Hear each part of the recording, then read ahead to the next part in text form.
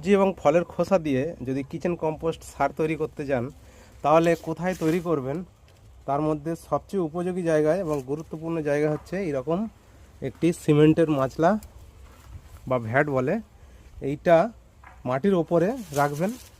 আর এর উপরে যদি সবজির খোসা ফেলেন, তাহলে সারটা তৈরি হলে একদম শুষ্ক হয়ে থাকবে এবং কোনো নোংরা হবে না, জল থাকবে না, স্যাঁতস্যাঁতেও হবে না, দারুণ সার হবে। কীভাবে সার তৈরি করতে হবে আমাদের মেন ভিডিও আছে, বড় ভিডিও, সেটা আপনারা দেখবেন। বাড়ির কিচেন কম্পোস্ট তো আছে, যদি অনুষ্ঠান থেকে এরকম সবজির খোসা নিয়ে আসেন তাহলে একসঙ্গে অনেক পাওয়া যাবে এবং অনেক সার হবে।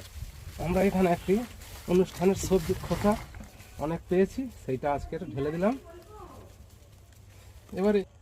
এবারে এইরকম সবজির খোসা পরপর ফেলতে থাকবেন। যেই হয়ে যাবে তখন এটায় সামান্য গোবর দেবেন বা অল্প মাটি দিয়ে এরকম বস্তা